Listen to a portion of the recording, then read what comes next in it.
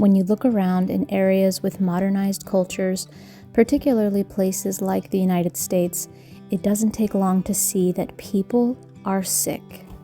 I was recently sitting at a stoplight next to a fast food restaurant, and I remember seeing somebody trying to get down the steps and somebody trying to get up the steps, and they could barely do it without help. They were so overweight, and they had so much pain just trying to get upstairs. These people were only about 50 or 60 years old, and you could tell that they had severe health problems. And you might be thinking, oh, well, that's because they're eating fast food. But fast food is not the only problem. It's actually pretty hard to avoid all these things that are causing chronic inflammation in our body. I wanted to get a little bit personal today and share more about my story of how I battled with chronic inflammation, which is the root cause of so many different problems. And this inflammation is caused by eating things and being surrounded by things in our environment that are toxic to us, and our body is responding to it. So to begin my story, like many millennials, I was raised in a home eating a pretty standard American diet. While my family was healthier than many other families, and I was given the opportunity to have some actually pretty healthy foods, we did have a lot of boxed cereal, things like Pop-Tarts, just packaged foods, packaged sweets, pre-made things, and we also pretty frequently ate out at restaurants. And while we didn't keep things like sodas in the house or things with artificial colors necessarily very often, we still were being bombarded by a lot of things that were causing health problems, such as being overweight. And I think that being overweight is not just necessarily a sign of eating too many carbs and not exercising enough. I also think it's a sign that there is something going on with your health that needs to be addressed. And so I'm going to talk about some of the things that I changed that helped heal my body from chronic inflammation.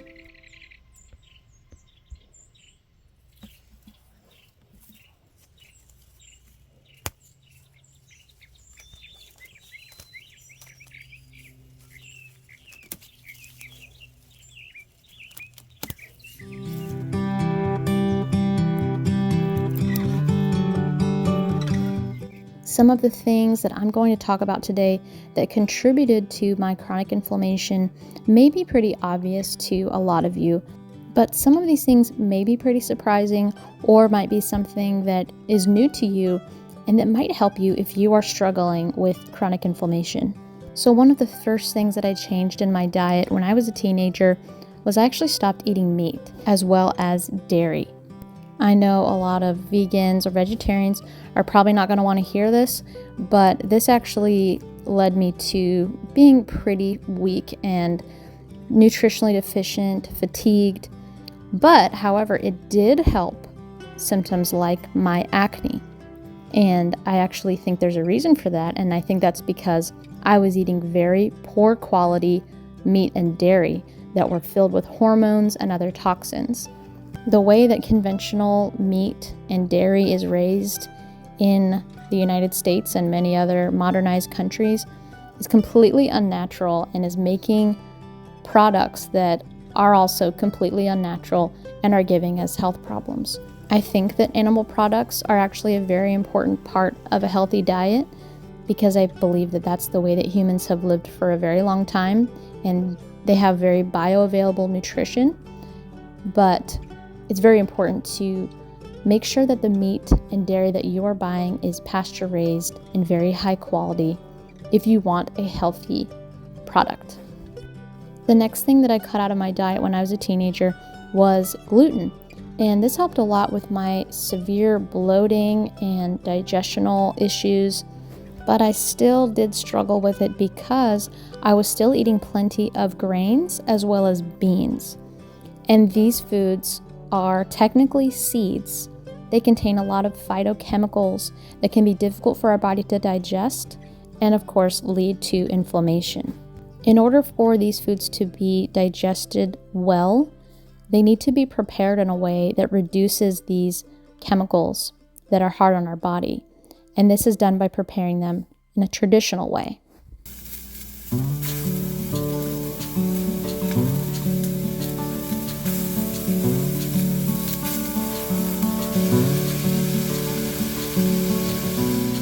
When I first discovered traditional eating, I was at a conference studying herbalism, and I accidentally ended up at a traditional foods preparation class. I learned about all the anti-nutrients that are in these seed products, and I actually ate tons of them because I was vegan at the time, and it blew my mind. And so this has become the way that I prepare any kind of grain, bean, or seed. I soak them, sprout them, or ferment them before I consume them. I also just really limit my consumption of these products. I think many people would feel a lot better if they also eliminated or reduced their intake of grains, beans, and nuts, because they are so difficult to digest. Another thing I did is switch to raw milk. Raw milk has changed my life. There are so many bioavailable nutrients in raw milk. For a long time, I didn't have any dairy because it did give me some digestional issues and, of course, like the acne I mentioned. But now that I've been having raw milk and unhomogenized milk that I turn into yogurt, I don't have any digestional problems with these products, and I think that they are very nutritious.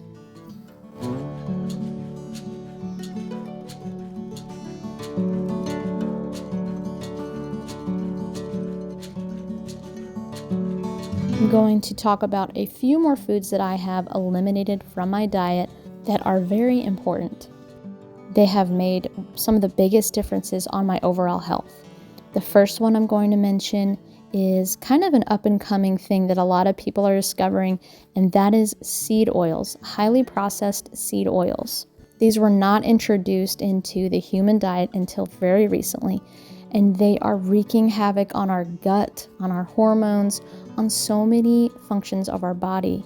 But they have become this way to make food cheap, a way to make fried food delicious. When I worked in restaurants, if you were going to cook with butter, if a recipe had butter, if you actually looked at the butter in the refrigerator, the butter had mostly just seed oils because that was the cheaper way to get it and a way to cook with it where it didn't burn as much.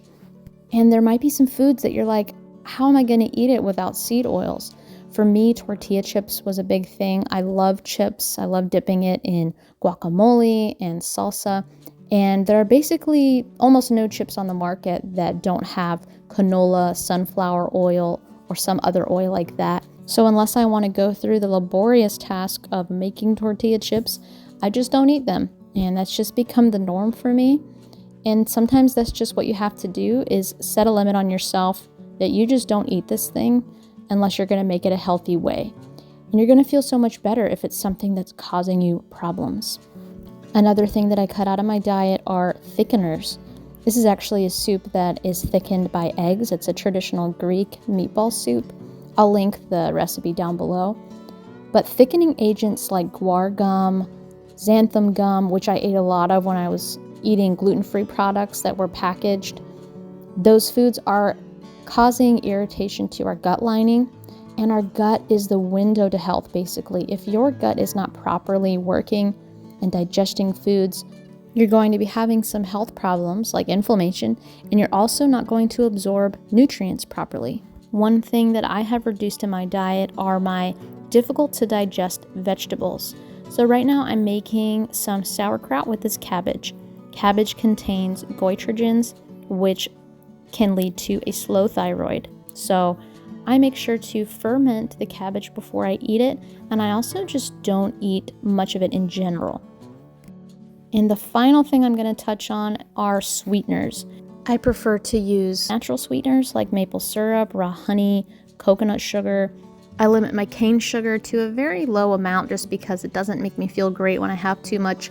And I don't eat anything like sugar alcohols or highly processed sugars. I believe the closer it is to its natural form, the better. So this was a pretty brief overview covering basically just foods that I eliminated, which are a lot of just modern foods. And my goal on this channel is to educate others about a traditional diet or the way that our ancestors ate. If you have any particular questions, let me know in the comments. And if you want to check out the recipes I made in this video, I will link them in the description box below. Thanks for watching.